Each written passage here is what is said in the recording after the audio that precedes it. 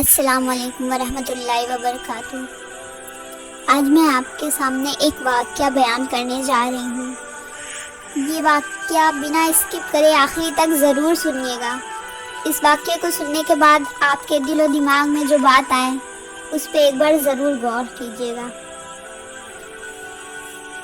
ایک بزرگ کا بیان ہے کہ وہ دل میں روزی طلب کرنے کا ارادہ کر کے گھر سے نکلے اور ایک جنگل میں گزرے۔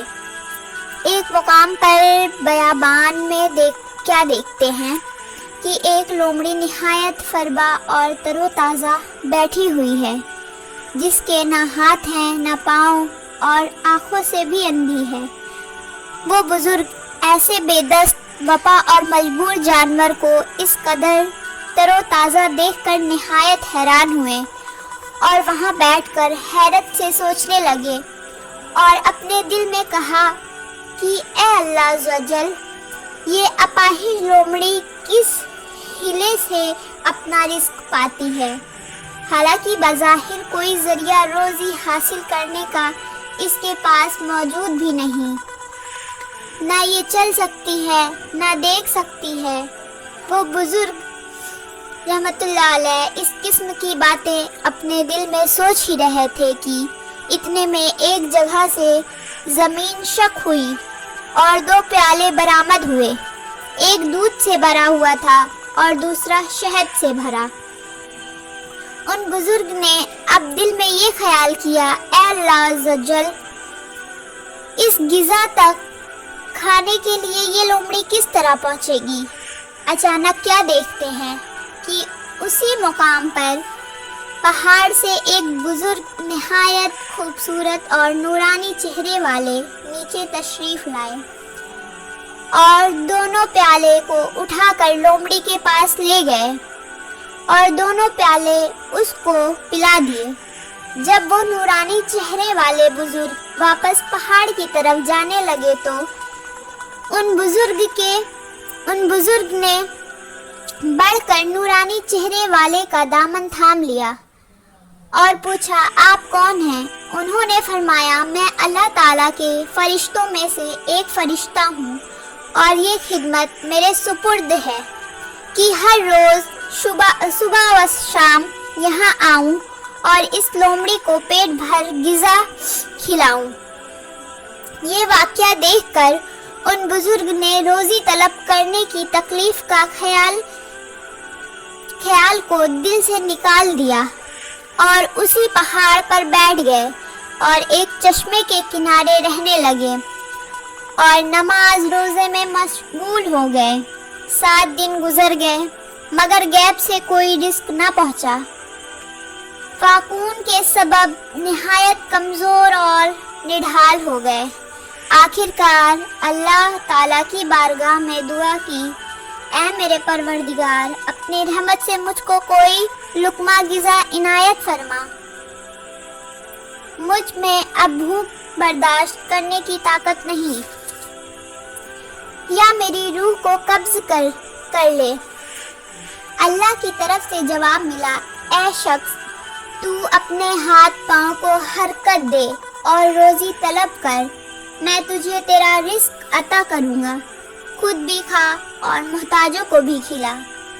اور اگر اس حالت میں اسی پہاڑ پر 70 برس تک بھی بیٹھا رہے گا تو میں تجھ کو غذا کا ایک دانہ بھی نہ دوں گا۔ اس وقت بزرگ کی آنکھیں کھلی اور پہاڑ سے اتر کر تلاش معاش میں مشغول ہو گئے اور جو کچھ کماتے آدھا خود کھاتے آدھا محتاجوں کو کھلاتے۔ دیکھا آپ نے، توکل، بھروسہ فقط اس بات کا نام نہیں ہے کہ اپنے گھر بیٹھے رہیں اور رزق کا انتظار کرتے رہیں۔ یہ دنیا عالم اسباب ہے، اس میں کچھ نہ کچھ کوشش کرتے رہنا چاہیے اور اسباب کا سہارا بھی لینا چاہیے۔ جیسا کہ ایک شخص سرکار مدینہ صلی اللہ تعالیٰ علیہ وسلم کی خدمت بابرکت میں حاضر ہوا اور عرض کی، حضور صلی اللہ تعالیٰ علیہ وسلم، میں نماز پڑھنا چاہتا ہوں، میرے ساتھ اونٹ بھی ہے، میں اس کو یوں ہی چھوڑ دوں اور اللہ تعالیٰ پر توکل بھروسہ کروں۔ ارشاد فرمایا پہلے اس اونٹ کو باندھ دو پھر توکل کرو۔ پیارے پیارے بھائیوں، حالانکہ اللہ تعالیٰ بغیر کسی رسی کے بھی اونٹ کی حفاظت کرنے پر قادر ہیں، مگر اسی نے اس دنیا میں اسباب رکھے ہیں، وسائل و وسائط کا وہ یقیناً محتاج نہیں، مگر اس کی اپنی مسیت یہی ہے۔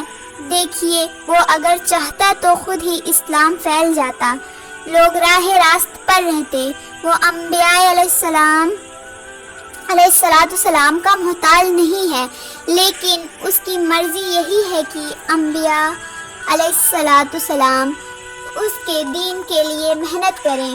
اب اگرچہ نبوت ختم ہو گئی تاہم اسلام کی تبلیغ کا سلسلہ جاری و ساری ہے، اور اب یہ منصب امت مصطفیٰ صلی اللہ تعالیٰ علیہ وسلم کو دیا گیا ہے۔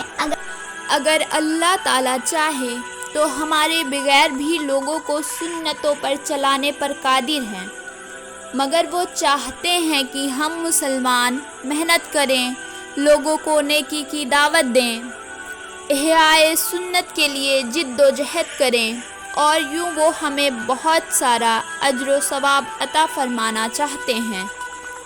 تو اب ہم کیوں اس سعادت سے محروم رہیں؟ سنتیں عام کریں، دین کا کام کریں۔ اگر ویڈیو اچھی لگی ہو تو چینل کو سبسکرائب کریں، ویڈیو کو لائک کریں اور شیئر کریں۔ اللہ حافظ، کل پھر ملتے ہیں ایک ایسی اچھی ویڈیو کے ساتھ۔